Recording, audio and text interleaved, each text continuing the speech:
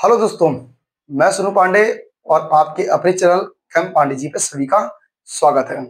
देखिए भाई, आज जो बच्चे 12th में हैं, यूपी बोर्ड, सीबीएसई बोर्ड या किसी भी स्टेट या किसी भी डिस्ट्रिक्ट से वो बिलोंग कर रहे हैं, तो आज उनके लिए वीडियो है जो बहुत खास सुनने वाली वीडियो है। बिल्कुल वीडियो के एंड तक बने रहें कि आज मैं आपसे बात करता हूँ कि हम लोग टॉप, कुछ बच्चों का सपना होगा जिले में टॉप करना, किसी का सपना होगा मंडल में टॉप करना, किसी का सपना होगा स्टेट में टॉप करना। लेकिन हमें टॉप करना कैसे है, पढ़ने का सही तरीका क्या है? जैसा कि हम जानते हैं आज 11 दिसंबर है, आज से और 18 फरवरी से यूपी बोर्ड के एग्जाम शुरू हो चुके हैं। तो इसका मतलब क्या है कि अगर आज 11 तारीख है, अगर आज 11 तारीख हमारी है, तो इसका मतलब क्या है कि आज से हमारे समथिंग अब 50 से 60 के दिन समथिंग रह गए हैं। लेकिन क्या आप जानते हैं कि हमारे बीच में कुछ दिन ऐसे आएंगे जहां आपको प्रैक्टिकल होंगे, जहां आपको इतना टाइम नहीं मिल पाएगा सेल्फ स्टडी करने के लिए। अगर देखोगे तो मेरे अकॉर्डिंग तो मुश्किल से 1 महीना रह गया है जहां पढ़ाई कर सकते हैं। तो आइए समझते हैं कि हम लोग पढ़ने का सही तरीका क्या है और हमको ये 50 दिन का टारगेट कैसे अचीव करना है। भाई देखो, जिसने मेरी इस बात को फॉलो कर लिया, आप यकीन मानिए कि आप टॉप की श्रेणी में आ सकते हैं और दुनिया की कोई भी ताकत आपको जिले में आने से या मंडल में आने से नहीं रोक सकती है। आइए समझते हैं। देखिए भाई, पहली बात तो ये समझते हैं कि हर बच्चे का एक अलग अलग सपना होता है। शायद किसी की फिजिक्स फेवरेट हो तो किसी की केमिस्ट्री फेवरेट होगी, किसी का मैथ फेवरेट होगा तो किसी की बायो फेवरेट होगी। अब बात करते हैं कि क्या हमें पढ़ना कैसे। देखिए, कुछ बच्चे हमारे क्या करते हैं कि जैसे मैथ पढ़ने बैठे तो भाई 3-3 4-4 घंटे तक मैथ पढ़ते रहे, केमिस्ट्री पढ़ने बैठे तो 3-3 4-4 घंटे तक केमिस्ट्री पढ़ते रहे, फिजिक्स पढ़ने बैठे तो 3-3 4-4 घंटे तक फिजिक्स पढ़ते हैं। क्या ये बात सही है? कि ये तरीका सही है? नहीं, बिल्कुल सही नहीं है। क्या फायदा? आप मान लीजिए आपने एक दिन 4 घंटे या 5 घंटे कोई एक सब्जेक्ट पढ़ा, बाकी सब्जेक्ट कहाँ गए? जिले में या यूपी में वो टॉप आता है जिसकी पांचों सब्जेक्ट में इक्वल मेहनत होती है, बिल्कुल बराबर की मेहनत होती है, चाहे बच्चा वो 10th का हो या फिर 12th का हो। अब ये बराबर हमें करना कैसे है, तरीका क्या है? देखिए भाई, मेरे अकॉर्डिंग आपको क्या करना, चाहे आप किसी सब्जेक्ट को 4 घंटे में पढ़ें, चाहे 2 घंटे पढ़ें, लेकिन आपको हर सब्जेक्ट को टाइम देना पड़ेगा। हाँ, इतना हो सकता है कि जो सब्जेक्ट डिफिकल्ट है उसको थोड़ा सा एक्स्ट्रा टाइम दे दीजिए और जो थोड़ा सा आसान है उसको थोड़ा सा कम दे दीजिए, बट आपको ऐसा करना ही पड़ेगा। अब सही तरीका क्या है? देखिए, आज 11 तारीख है। आप सबसे पहले क्या करें, एक टारगेट बनाइए, एक कॉपी लीजिए और उसमें एक टाइम टेबल बनाइए। और टाइम टेबल कैसा है? एक तो होता है टाइम टेबल बनाने का कौन सा, कि हमें शाम को 7 से 8 ये पढ़ना है, 8 से 9 ये पढ़ना है, सुबह 5 से 6 ये पढ़ना है, 4 से 5 ये पढ़ना है।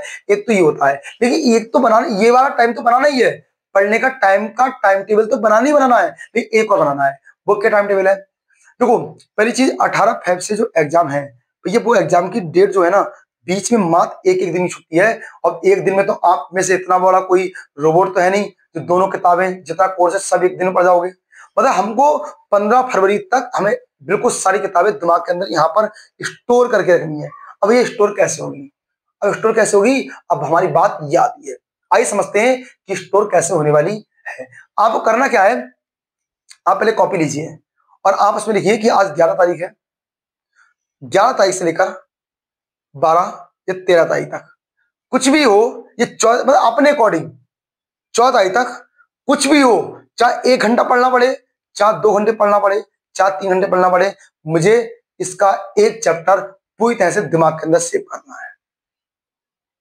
अगर मान लीजिए आपने 11 से लेकर 13 तक आपने केमिस्ट्री का एक चैप्टर बिलियन, मैं यहाँ पे केमिस्ट्री बात करता हूँ और मैं लेकिन आपको ये नियम हर सब्जेक्ट में लागू करना है। 11 तारीख से लेकर 13 तारीख तक मुझे बिलियन चैप्टर का एक एक कॉन्सेप्ट दिमाग में सेव करना है।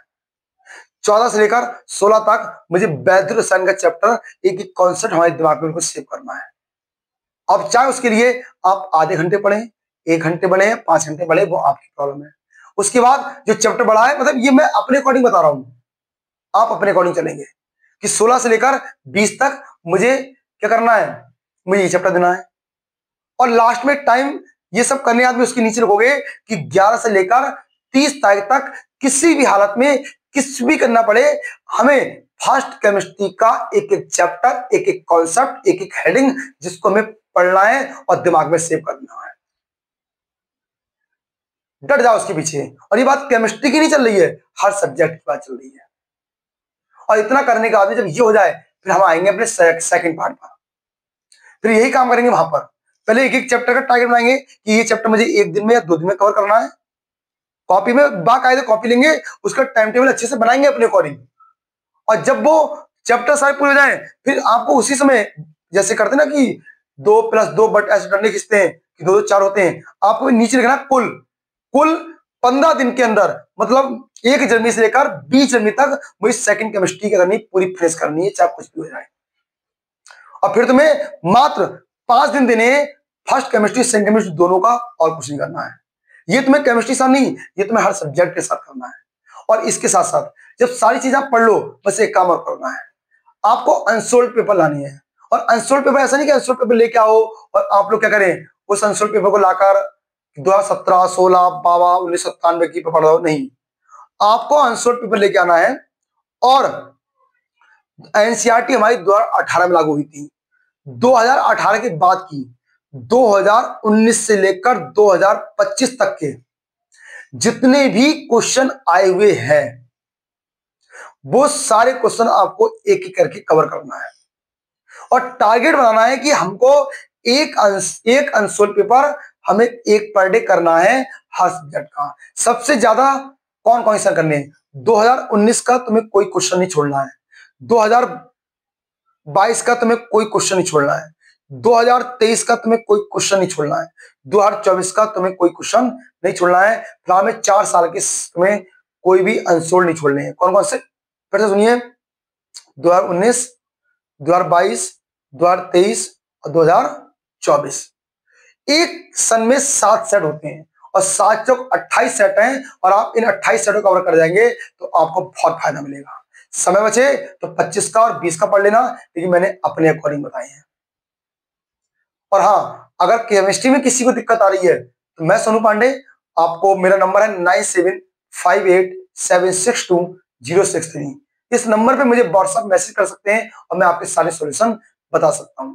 लेकिन आपका टारगेट एक ही होना चाहिए कि कुछ भी करना पड़े, किसी भी हद तक जाना पड़े, हमको टॉप करना है, टॉप करना है, टॉप करना है। कसम खानी है, अपने ईमान की कसम खानी है, अपने माँ बाप की कसम खानी है, भगवान की कसम खानी है कि मुझे कुछ भी करना पड़े, किसी भी हद तक जाना पड़े, सारी हदें पार कर देनी पड़े, लेकिन हमारा सपना बस एक है, स्टेट में, जिले में टॉप करना करना करना, तो बस करना। आई होप आप मेरी बात समझे होंगे और आई होप आप मेरी इस बात का पालन करेंगे। ठीक है भाई।